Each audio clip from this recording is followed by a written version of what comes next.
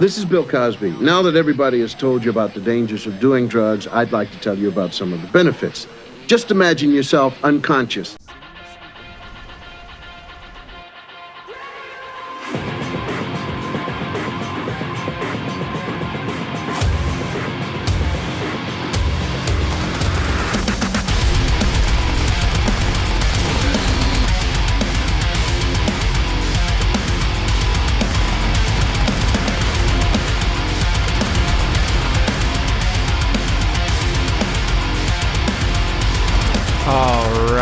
Wastelanders, this is a viewer request by Ricky Nolan.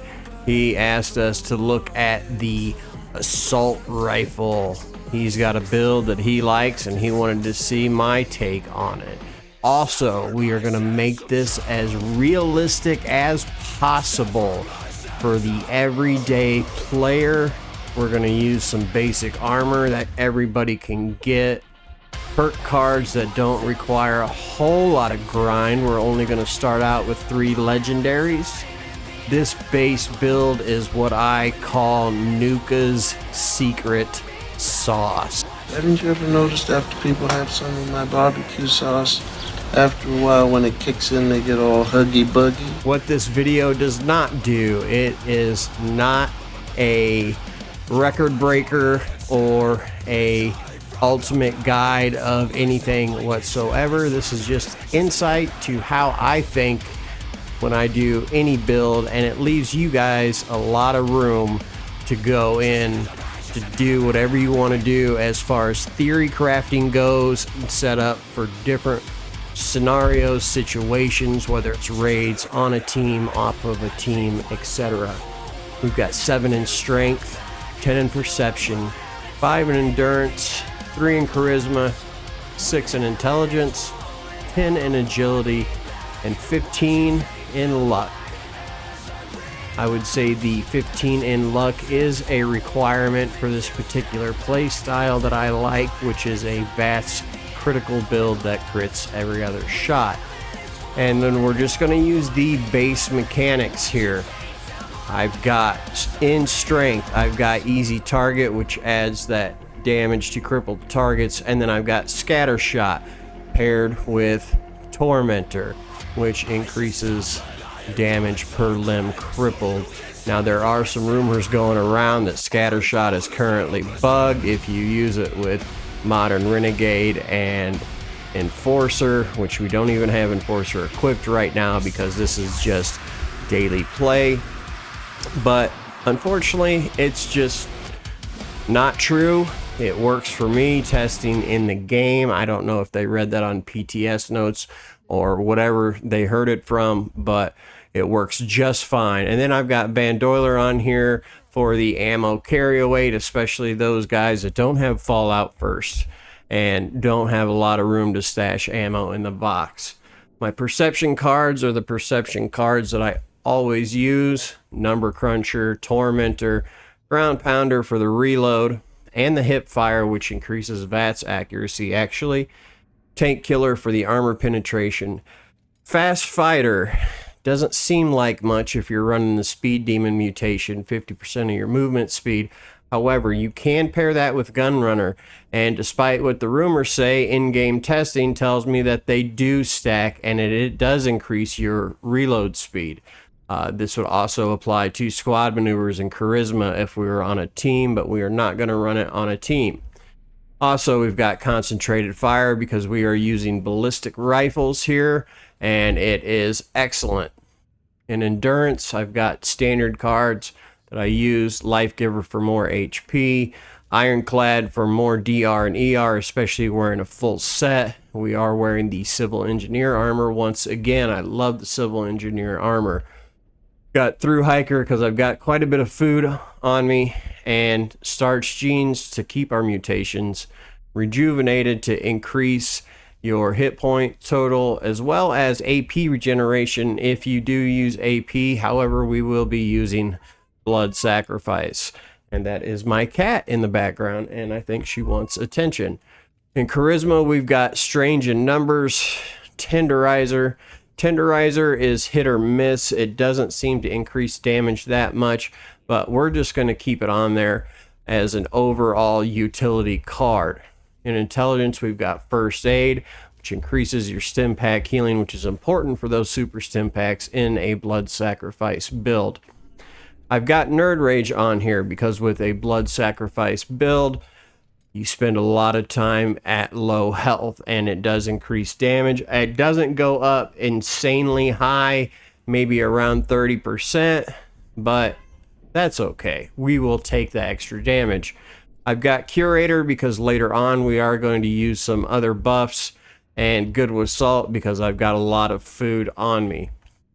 In Agility, I've got the Essentials, Modern Renegade, Gunrunner paired again with Fast Fighter for the relay load speed, as well as it's nice to be able to run fast. Gunslinger for the additional weak point damage. Born Survivor at rank 3 for the auto stim mechanic with blood sacrifice. Gunfu at rank 2 because I couldn't get it in at rank 3, which is great for any situation outside of raids. And Adrenaline, which is absolutely phenomenal outside of raids. That's 10 stacks plus the adrenal mutation. You're doing well over 130% extra weapon base damage. Adrenal's great. In luck, we've got the Essentials for that crit every other shot build, which would be Critical Savvy. You need that at rank 3.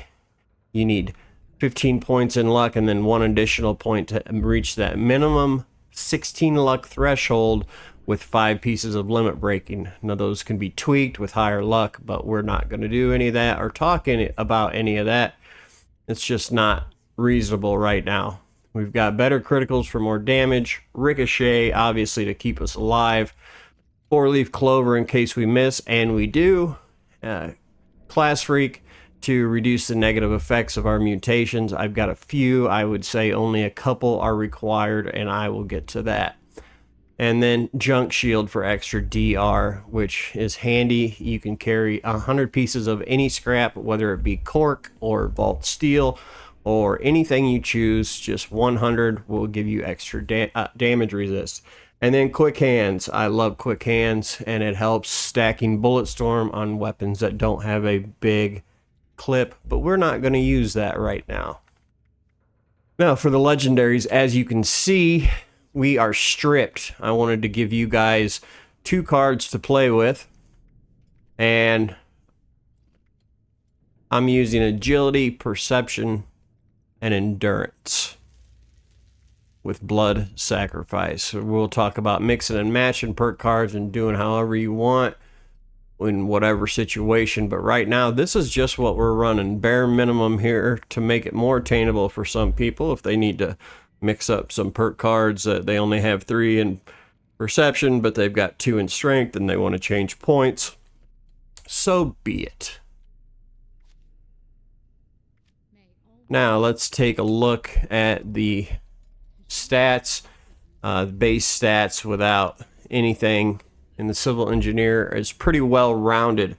520 damage resist, 529, excuse me, 114 poison, 265 fire resist, 689 energy resist, which is one of the top energy resistance pieces of armor in the game, 109 cryo resist, and 301 radiation resist, which is another top radiation resist on armor in the game. For effects, we are running Junkies just to maintain stability. I like Junkies a lot.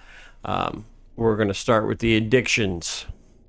We've got Buff Out, Calmex, Daddy-O, Day Tripper, Fury, Med-X, Mentats, Overdrive, Overeaters. I'm sorry, Overeaters is not an addiction, although food addiction is a real thing. Psycho Addiction and XL. That makes 10, but we have got, don't forget this, very important, alcohol. Here you go, Sparty. Look at me. Drink her down. That gives us 11 addictions, so we can pop a chem here and there when we need to and not have to worry about taking a penalty on our Junkies damage cap. Now, for mutations, I got a few that you don't need, and a few I'd say that you do. Company tea, I just topped off my food meter. Same with fire cap soup, I just topped off my food meter, and then I used a perfect gum so those meters don't change. As you can see, the benefits are rejuvenated and fully fed. You get 60 hit points, 4 strength, 45 disease resist, and mutations. Adrenal is great, especially if you're not in raids. Eagle Eyes, I would say, is essential for a critical hit build. Egghead. Herbivore, I would say, is essential for a critical hit build if you are an herbivore and are running Blight Soup. We are going to be realistic here, and we are only going to use Blight Soup for quite a bit before we use anything else, before we use any magazines, before we use any bobbleheads, because I want to make this as accessible to everyone as humanly possible. We've got marsupial, I just like the carry weight and the jump height, scaly skin, nice little resistance, and speed demon, I'd say that that is essential for the reload speed. I don't think that I could go without it, especially when running around in the map. And then another part of rejuvenated, the fully hydrated, we've got 4 additional endurance, which is actually 20 more hit points, another 45% disease resist, and a 60% action point regeneration, which is great for you AP junkies out there. You can take a look at the perks and what we're looking at as far as it's basically all standard, except for junk shield. You can see what 100 pieces of scrap does there. That's quite a bit of DR and ER there. How many hit points Life Giver gives, which is great. And then what our specials look like after our setup. So we've got 16 luck, that is essential. And I'm going to show you the weapon. We are using the assault rifle, which nobody likes for some reason, and I enjoy this weapon. It's got a great sound to it, a great feel. You make me feel very excited. There's different ways of modding this to make it more effective, I think, or less effective depending on your situation. I put the prime automatic receiver on here for one reason and one reason only: range. If you see there in the bottom left corner, range is 272. I like to see a range of a weapon around 260-ish to prevent damage fall off. You do get damage fall off. That is a real thing the further away you are from an enemy at a certain threshold. Now, what that is, I can't tell you. I don't have any spreadsheets to refer to. I just know by feel and what works in the game. You can show me on paper all you want. You know, a lot of things look good, but yeah, the last time I did that, it ended in divorce. It looked good on paper, but god damn, it was terrible. All right, and now it says our VATS accuracy is only 65, but with our perk cards and in our Pip-Boy, it is not. It is higher. Remember, the game's hard-coded VATS accuracy cap is at 95%. That is hard-coded into the game files. So if you take a look at the assault rifle in the Pip-Boy, it says VATS accuracy is 100. That is incorrect. You are not going to hit 100% of the time. You are going to hit 100% of the time of 95% of the time. Yeah, math is hard. I know. I'm not doing math. Don't talk to me about math, please. Back to the assault rifle, we've got Junkies. It's a flat 100% base weapon damage increase. It's phenomenal. It doesn't rely on stacks or situational mechanics. It's basically permanent. I've got rapid on here. You could interchange that however you want, but we're going to go with rapid for this. And I've got VATS optimized on this. I don't have Swift on here because this thing, even though it says the AP cost is only 16, it is an AP hog. VATS optimized is the best thing that I could come up with for blood sacrifice. And then I've got bullies on here because it hits hard. It cripples fast, and it just works. Usually in one shot, one headshot, you've got 3 limbs crippled. Your next shot, you've got all 5 limbs crippled, and you're doing an insane amount more damage. What is that? Another 125% more weapon-based damage from bullies, and just slightly overcomes what pinpointers type of damage does. Pinpointers does a different type of damage. We're not going to get into that. Got the aligned barrel for VATS accuracy and reduced AP costs, as well as the stock. The stinging magazine for the armor penetration, and actually the negative reload speed, because the faster you reload with the assault rifle, the more uptime that you have. It makes it hard with blood sacrifice, because it takes so much away from your HP. So if you reload, it gives your stim packs a little bit of time to heal, and that few seconds to refresh from auto stim and Born Survivor. I put the long recon scope on here because it looks cool, and plus we're going to use it in different types of ways. And for the armor, we've got civil engineer. All of them have endurance, doctors, and limit breaking on them. I have auto stim on the chest.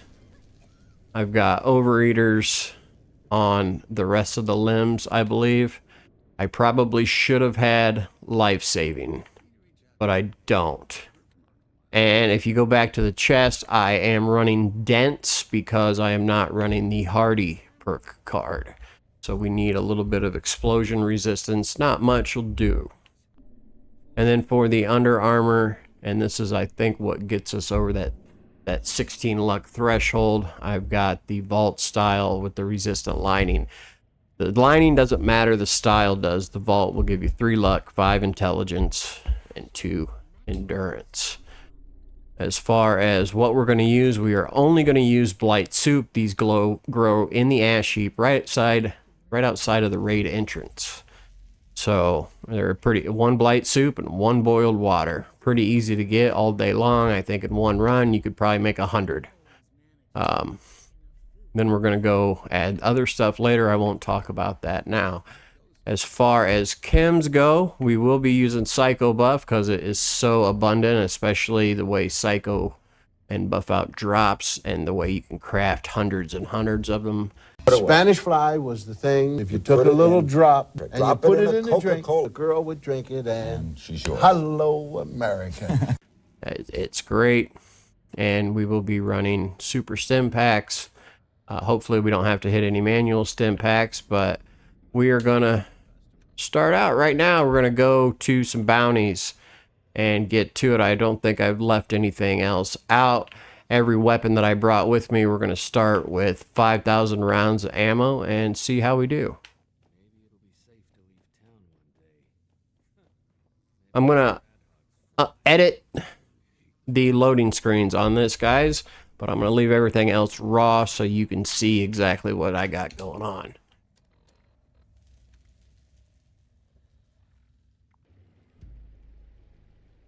All right, let's get a blight soup in us and a Psycho Buff, and we're going to go right into the show just so you can see effects.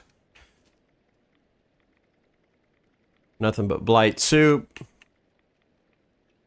and Psycho. This is why the assault rifle's nice, the range.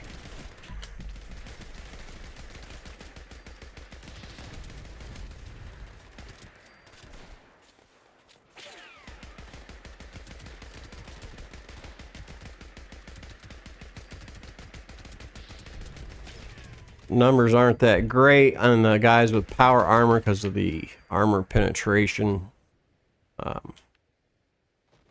wouldn't worry about numbers. I would worry about effectiveness.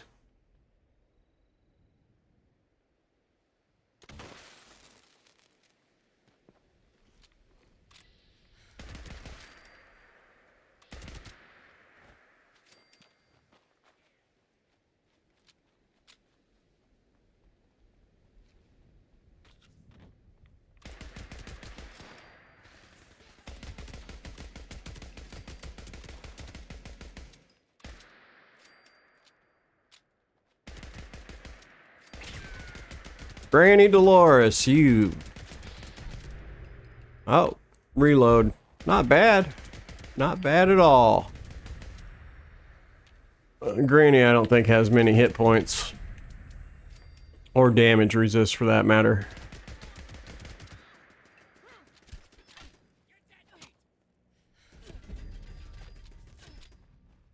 I guess I wasn't reloaded.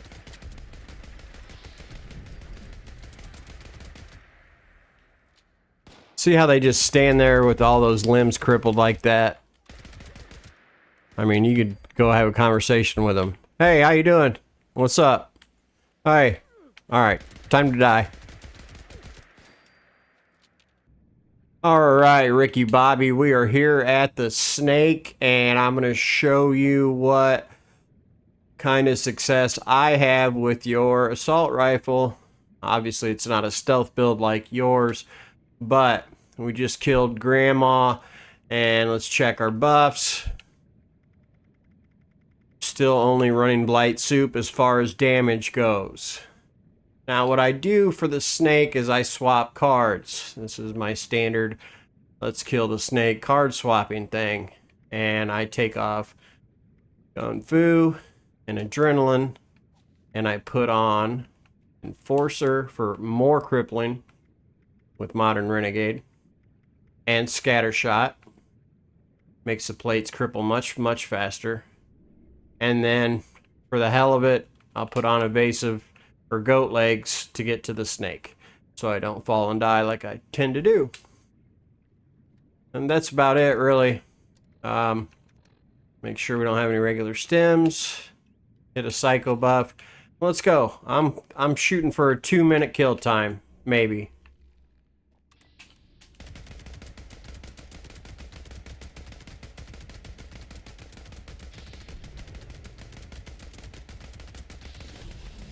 Got lucky with quick hands there quite a bit, which is unrealistic. You can't expect that every time.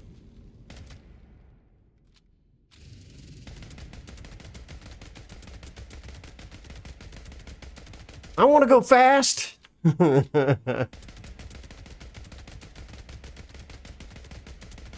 Council, use your witchcraft to put the fire out on me.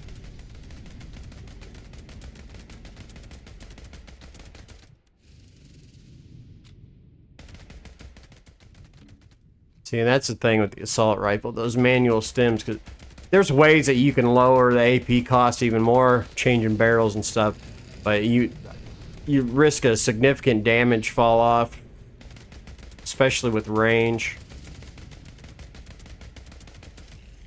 It's hitting pretty good. I'll take it. Now here, if we were on a team and had one of those empty slots for taking one for the team, we'd be hitting pretty damn hard. Also, you could have Bulletstorm on here if you added a strength card, should you want to, but this is not that.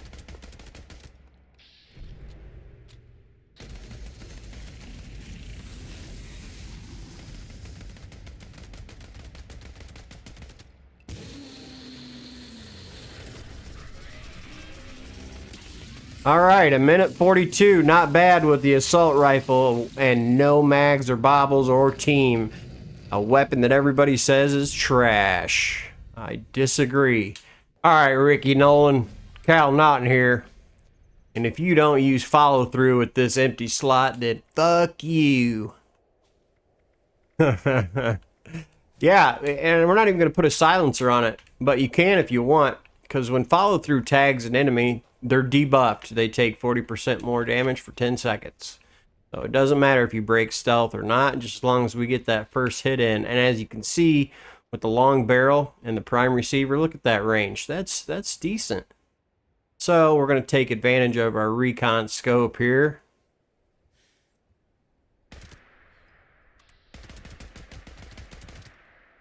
Oh, I guess I could have had full clip. But yeah, he just died. Wow, melted. Like, we're going to kill a few Mirelurks here first, so we're going to go take off our snake cards, Enforcer and Evasive.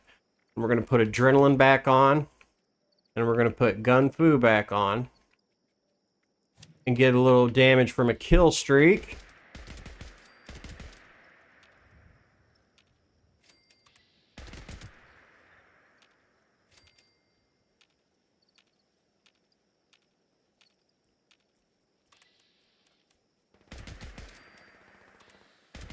I mean, look at that range.